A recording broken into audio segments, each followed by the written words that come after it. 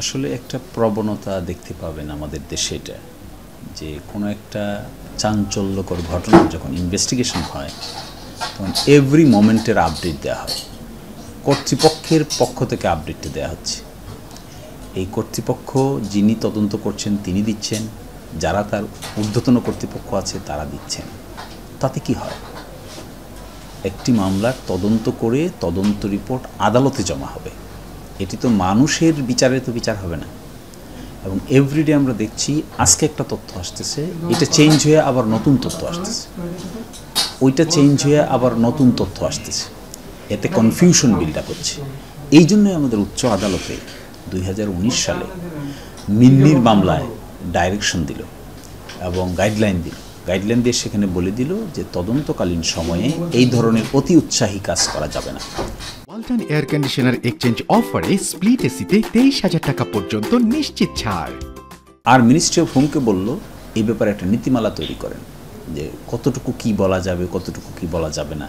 কিন্তু আজ পর্যন্ত কিন্তু নীতিমালাও তৈরি হয়নি। আমি দেখছি এই সমস্ত ঘটনাকে কেন্দ্র করে শুধু আনোয়ারুল আজিম আনার উনিই না, অতীতের আরও বেশ কিছু চাঞ্চল্যকর মামলায় একই পরিস্থিতি তৈরি হয়েছে।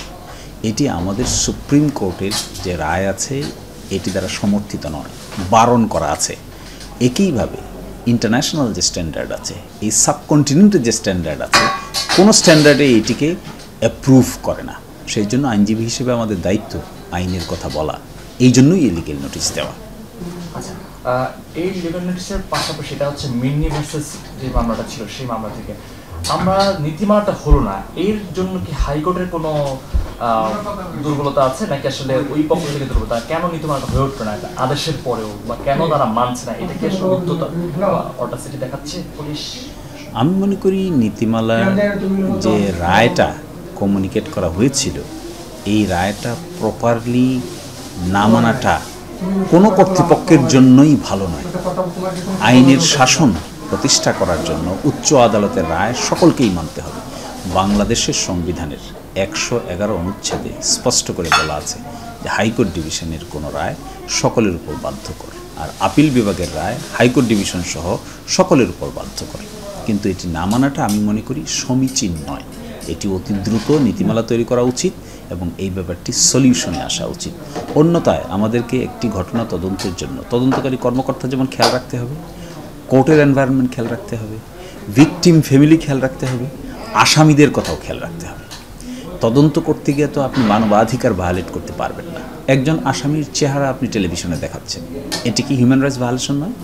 একজন আসামিকে দিয়ে আপনি কথা বলাচ্ছেন, এটি কি হিউম্যান রাইটস ভায়োলেশন নয়? আবার ভিকটিম ফ্যামিলি এগুলো দেখে তাদের কি মনোজগতে অনেক বেশি প্রভাব পড়ে না? শিশুদের মনে প্রভাব পড়ে না? শিক্ষিত মানুষের মনে প্রভাব পড়ে না? তারপরে কোর্টে বিচারটা কী করে হবে, কিভাবে হবে? এই জন্য এই ধরনের কাজ রাষ্ট্রের স্বার্থে, সভ্যতার স্বার্থে, সিভিলাইজেশনের স্বার্থে সকলের বন্ধ করা উচিত। নতুনভাবে চিন্তা করা উচিত। আইন, মানবাধিকার এবং উচ্চ আদালতের সিদ্ধান্তকে সামনে নিয়ে চিন্তা করা উচিত। ব্যক্তিগত ইচ্ছা অনিচ্ছার কারণে এগুলো করা উচিত নয়। নীতিমালাটা না হওয়ার কারণে কি ডিবি প্রধান বা অন্যান্য র্যাব প্রধান যারা এই কাজগুলো করছেন, মিডিয়া ট্রায়াল করে ফেলছেন, এটা বলা যায়, এরকমটা কি হচ্ছে নাকি হাইকোর্টের রায় স্পেসিফিক বলাই আছে যে তারা করতেই পারবে না? হাইকোর্টের রায়ে দুটো কথা বলা আছে। একটি কথা বলা আছে যে তদন্তকালীন সময়ে এগুলো করা সমীচীন নয়, তাহলে উদ্দেশ্যটা ক্লিয়ার। সেকেন্ড বলছেন আবার এই ব্যাপারে সুনির্দিষ্ট একটা নীতিমালা করার জন্য ডাইরেকশন দিয়েছে। তো না নীতিমালা হলো, না আমরা কেউ মেনে চলছি। এই জন্য আমি আমার জায়গা থেকে মনে করেছি সকলকে স্মরণ করিয়ে দেওয়া উচিত এই বিষয়টিতে স্ট্যান্ডার্ড কী আছে। মূলত এই কারণেই এই লিগ্যাল নোটিশ। আমার ধারণা এর মাধ্যমে কিছুটাও যদি আমাদের উন্নতি হয় তাহলে হয়তো বিচার ব্যবস্থা কিছুটা হলেও উপকৃত হবে।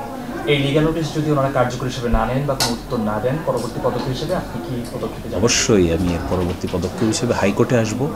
সকল চাঞ্চল্যকর মামলা যেখানে যেখানে এগুলো হয়েছে সবগুলো আমি উচ্চ আদালতে দায়ের করার চেষ্টা করব এবং উচ্চ আদালতের কাছ থেকে সুনির্দিষ্ট দিক নির্দেশনা চাইব।